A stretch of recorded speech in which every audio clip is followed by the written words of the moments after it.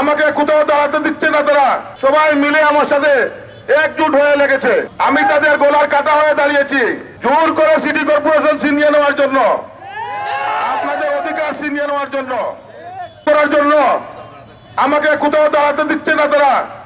এই সশস্ত্র বাহিনী, পুলিশ বাহিনী, প্রশাসন যা আছে সবাই মিলে আমার সাথে একজুট হয়ে লেগেছে।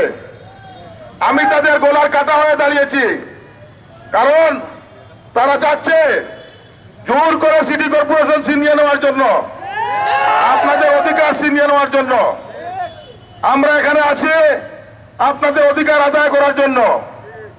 আমি আপনাদের কাছে বলে, দয়া করে আপনারা লাঙ্গল মার্কায় ভোট দেন। আমাকে আপনারা একটু সহযোগিতা করুন। আমি একা বলে গেছি আমাদেরকে কি পরিমাণ অত্যাচার করা হচ্ছে। আমরা নির্যাতিত, নিপীড়িত।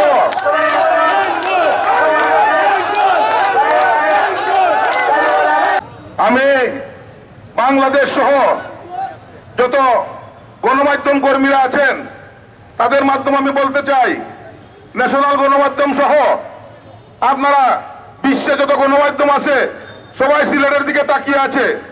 আপনারাও এগিয়ে আসুন, আপনারা তথ্য সংগ্রহ করুন যে কিভাবে কি হচ্ছে। এই যে অবস্থা লাগছে আমাদের সিলেট শহরে সিটি কর্পোরেশন নিয়ে, কি নির্যাতন শুরু করতেছে তারা লাঙ্গলের উপর, জাতীয় পার্টির উপর। আমাদের কর্মীদেরকে আসতে দেওয়া হচ্ছে না, পথে পথে বাধা দেওয়া হচ্ছে, আমাদেরকে মিটিং করতে দেওয়া হচ্ছে না। আজকে আমাদের শেষ মিটিং, সেই শেষ মিটিংটা আমাদেরকে করতে দেওয়া হচ্ছে না, আমাদেরকে পারমিশন দেওয়া হচ্ছে না। কেন? এই দেশ কি আওয়ামী লীগের দেশ হয়ে গেল নাকি? এখানে এই বাংলাদেশ 17 কোটি মানুষের দেশ।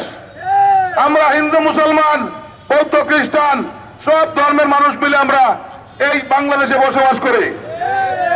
আমরা অসাম্প্রদায়িক দেশ হিসেবে আমরা সবাই মিলে বসবাস করি। আপনাদের কাছে আমার বিচার রইল, আজকে বিচার দিয়ে গেলাম যে আপনারা দয়া করে আমার বিচারটা নেবেন। আর আগামী 21 তারিখে লাঙ্গল প্রতীকে আপনারা ভোট দিয়ে লাঙ্গলকে বিপুল ভোটে জয়লাভ করবেন, সেটাই আমার আশা এবং প্রত্যাশা।